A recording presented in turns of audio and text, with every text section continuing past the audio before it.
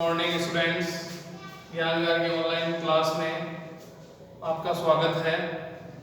आज हम कैलकुलेशन करेंगे इलेक्ट्रिक फील्ड का।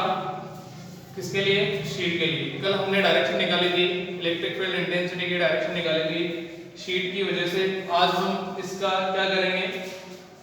आज हम इसका मैग्नीट्यूड कैलकुलेट करेंगे। तो हमारे पास सेकंड है calculate formula for electric field. तो हमारे पास क्या है? एक नॉन कंडक्टिंग शीट है जिसमें चार्ज यूनिफॉर्मली डिस्ट्रीब्यूटेड है, जिसका एरिया S है और जिस पर सरफेस चार्ज डेंसिटी कितनी है? सिग्मा। ठीक है, हमने क्या किया? एक गाउसियन सरफेस का इमेजिन किया, क्योंकि हमें पता है गाउस का जो लॉ है वो अप्लाई करने के लिए गाउसियन सरफेस यूज लेना जरूरी है। तो एक सिलेंड्रिकल गाउसियन सरफेस अप्लाई किया, तो 2r लेंथ का एक सिलेंड्रिकल गाउसियन सरफेस अप्लाई किया। तो अब हमें क्या निकालना है?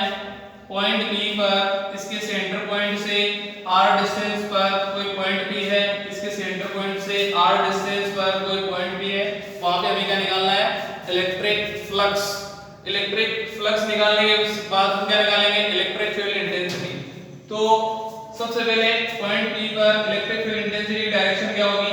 प्लस से माइनस की तरफ। फील्ड के ये जो शीट है इसके परपेंडिकुलर, और यहाँ पर स्मॉल पार्ट लेंगे है, यहाँ पर हम क्या लेंगे? Small part. Electric field intensity की डायरेक्शन E इस तरफ होगी और स्मॉल पार्ट की जो डायरेक्शन होगी, स्मॉल पार्ट की जो डायरेक्शन होगी ds, वो भी इसी तरफ। इसी तरह हम यहाँ पर जो दूसरा पॉइंट है, यहाँ पर भी इसको भी पॉइंट P मान लिया हमने।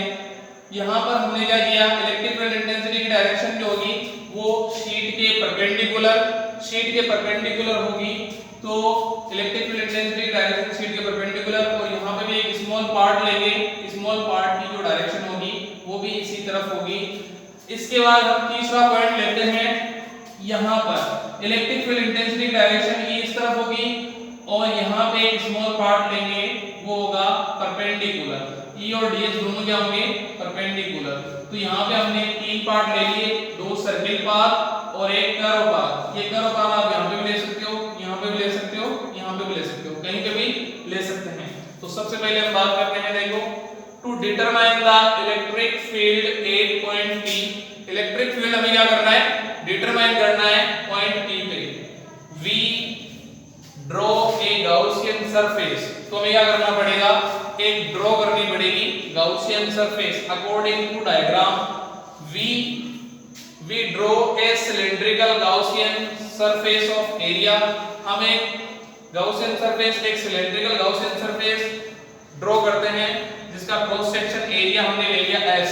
surface of area of cross section S such that its one plane surface from its one plane surface।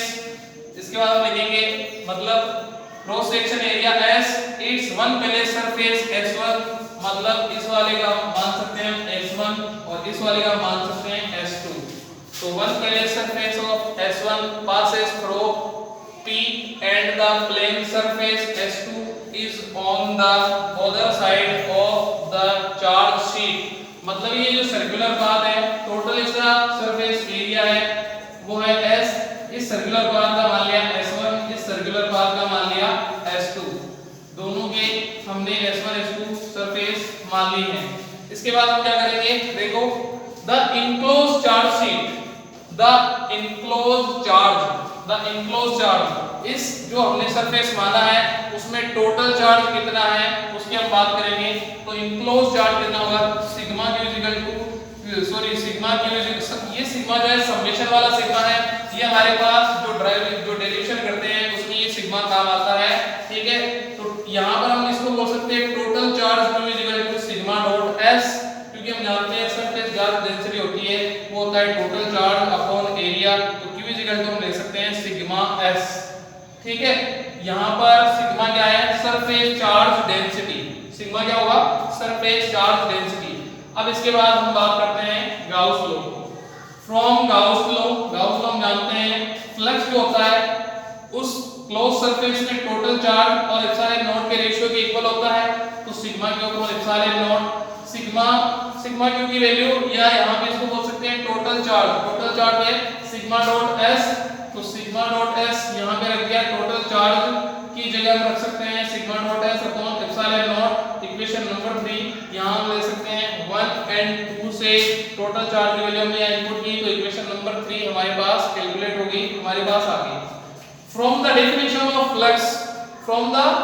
Of flux, flux की डेफिनेशन क्या होती है?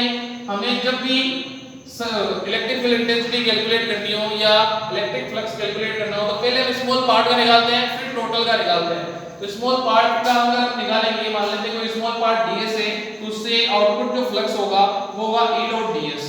d phi e, अगर एरिया स्मॉल है तो फ्लक्स भी क्या होगा? स्मॉल होगा। तो d phi e is equal to E dot ds। Dot product है तो हम उसको क्या ले सकते हैं? cos थीटा में चेंज कर सकते हैं। तो सबसे पहले तो हम टोटल फ्लक्स निकालेंगे, तो इंटीग्रेशन करेंगे। dx का इंटीग्रेशन आपको पता है, dx का इंटीग्रेशन क्या होता है? x। तो d phi का इंटीग्रेशन क्या होगा? phi e। इसको ले लेंगे इंटीग्रेशन E डॉट ds। यहाँ पे इंटीग्रेशन का साइन तो ये है ही, अगर इसको हम इस तरह से लिखते हैं तो इसको बोलेंगे close surface integration.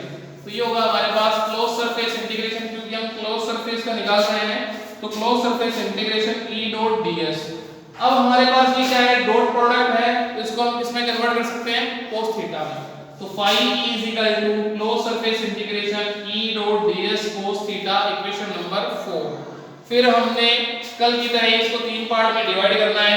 Divide integration of 3 parts. Electric field जो हमारे पास इक्वेशन नंबर 4 है, इसको हमें किसमें डिवाइड करना है? 3 पार्ट्स में, क्योंकि इलेक्ट्रिक फ्लक्स 3 पार्ट से निकल रहा है। जैसे इसको इस तरह से मान लो, इस तरह से है, तो यहाँ पर एक पार्ट तो यहाँ से निकलेगा, दूसरा यहाँ से निकलेगा और तीसरा यहाँ से निकलेगा। तो इसी तरह देखो, एक पार्ट ये है सर्कुलर, एक तो सर्कुलर पाथ ये, दूसरा सर्कुलर पाथ ये, और ये बीच में जो आपको दिखाई दे रहा है वो कर्व पाथ। तो इलेक्ट्रिक फ्लक्स 3 पाथ से निकल रहा है, तो हमने इसको 3 पाथ में डिवाइड कर दिया। 3 पाथ में अगर हम इसको डिवाइड करेंगे तो हमारे पास देखो क्या क्या वैल्यू आती है, वो आएगी phi e integration E dot ds cos theta part first, plus phi e dot plus integration E dot ds cos theta part second, plus integration E dot ds cos theta part third. First second third part में हमने इसको क्या कर दिया? Divide कर दिया। अब यहां पर आप देखो फर्स्ट पार्ट, तो फर्स्ट पार्ट में इलेक्ट्रिक फील्ड इंटेंसिटी, ये जो शीट है इसके परपेंडिकुलर, और यहां पर अगर हम स्मॉल पार्ट लें तो इलेक्ट्रिक फील्ड इंटेंसिटी की डायरेक्शन और स्मॉल पार्ट ds की डायरेक्शन सेम होगी, दोनों क्या होंगे? पैरेलल होंगे। E पैरेलल ds दोनों पैरेलल होंगे, थीटा होगा 0, cos 0 की वैल्यू क्या आएगी? 1।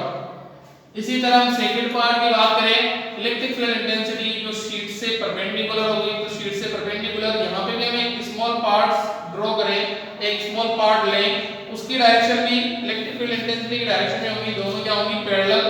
तो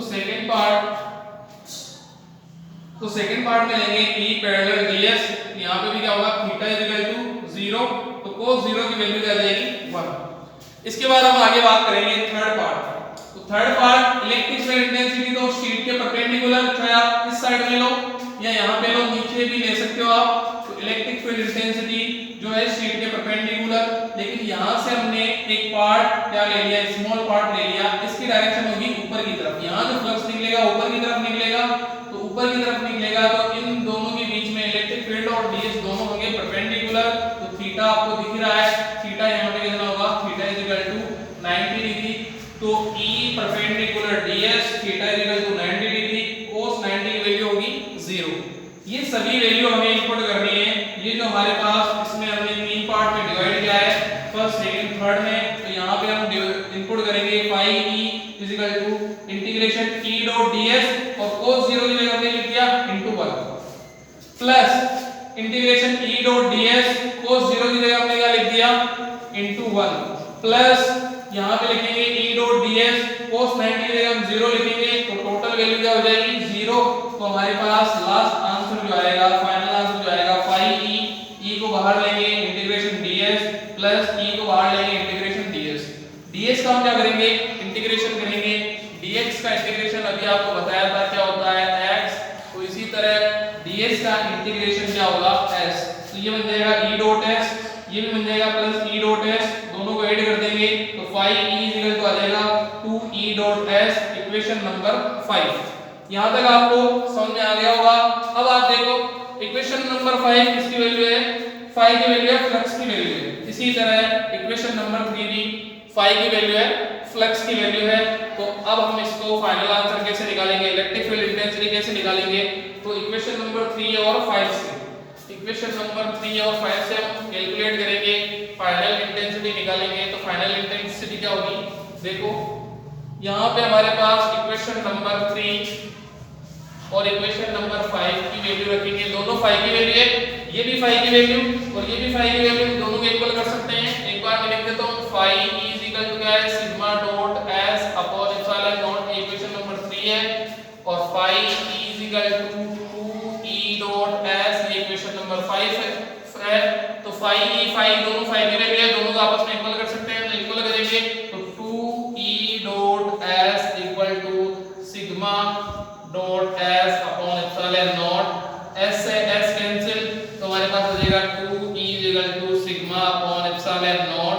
अब क्योंकि हमें इलेक्ट्रिक फील्ड इंटेंसिटी कैलकुलेट करनी है, e कैलकुलेट करनी है, मैग्नीट्यूड निकालना है, तो e इक्वल टू हो जाएगा सिग्मा अपॉन 2 एप्सिलॉन नॉट। ये होगा हमारे पास इलेक्ट्रिक फील्ड इंटेंसिटी की, electric field intensity due to non conducting sheet के लिए मैग्नीट्यूड। ठीक है, तो हमारे पास फाइनल आंसर आ जाएगा वेक्टर फॉर्म हम लिख सकते हैं, वेक्टर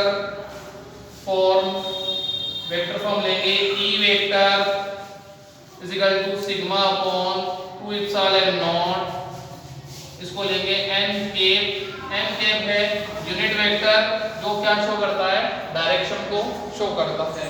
तो आज ये जो हमने आंसर निकाला electric field intensity due to non conducting sheet, तो हमारे पास फाइनल आंसर क्या आया, फाइनल आंसर आया E is equal to sigma upon 2 epsilon naught. अब यहां से आप एक चीज देखो, इलेक्ट्रिक फील्ड इंटेंसिटी यहां जो है r पे डिपेंड नहीं करती, does not depend to r पे डिपेंड नहीं करती, r पे डिपेंड नहीं करती। तो E और r में जो ग्राफ होगा, graph between electric field intensity and distance, तो E और r में जो ग्राफ होगा वो कुछ इस तरह से आएगा।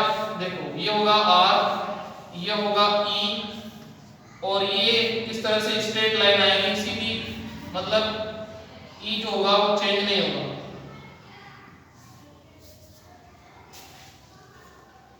E और R में जो ग्राफ हम लेंगे तो डिस्टेंस चेंज होने पर इलेक्ट्रिक फील्ड इंटेंसिटी में चेंज नहीं होगा, इलेक्ट्रिक फील्ड इंटेंसिटी में चेंज नहीं होगा, क्योंकि E जो है R पे डिपेंड नहीं करती। अगर R की वैल्यू कितनी है, 10 सेंटीमीटर है, तो इलेक्ट्रिक फील्ड इंटेंसिटी की मान लेते हैं E है। अगर आप 20 सेंटीमीटर कर दोगे तो भी इलेक्ट्रिक फील्ड इंटेंसिटी क्या रहेगी, वही रहेगी। अगर आप हाफ कर दोगे डिस्टेंस, 5 सेंटीमीटर कर दोगे तो भी इलेक्ट्रिक फील्ड इंटेंसिटी वही रहेगी। यहां से आप कैलकुलेट कर नंबर रख के देख सकते हो, 0 1 2 3 4 5, तो यहां पे भी हम वैल्यू रखेंगे 0 1 2 3, मान लो ये 3 पे है, तो अगर 0 है r तो भी 3, 1 है r तो भी 3, 5 है r तो भी 3। तो कहने का मतलब ये है E जो है इस कंडीशन में शीट के कारण जो इलेक्ट्रिक फील्ड इंटेंसिटी होगी वो r पे डिपेंड नहीं करेगी। इसके बाद अगले ग्राफ के बारे में बात करते हैं, graph between E electric field intensity and surface charge density sigma. तो इनमें हम ग्राफ खींचेंगे तो फॉर्मूले से हमारे पास जो हमारे पास फाइनल फॉर्मूला है E equal to sigma upon 2 epsilon naught, यहां से पता कर सकते हैं क्या होगा, E प्रोपोर्शनल टू सिग्मा। यहां पर E और सिग्मा क्या है, डायरेक्टली प्रोपोर्शनल, तो डायरेक्टली प्रोपोर्शनल में ग्राफ आता है, स्ट्रेट लाइन आती है, तो यहां पे इस तरह से स्ट्रेट लाइन आ जाएगी, तो ये हो जाएगा E proportional to sigma, E proportional to sigma. तो E और सिग्मा में जो है ग्राफ होगा वो इस तरह से आएगा। तो ये हमने इसका जो मैग्नीट्यूड है शीट के कारण, नॉन कंडक्टिंग शीट के कारण, वो हमने कैलकुलेट कर लिया। अगली वीडियो में नया जो है गाउस का एप्लीकेशन हम उसके बारे में हम बात करेंगे। Okay, thank you, bye.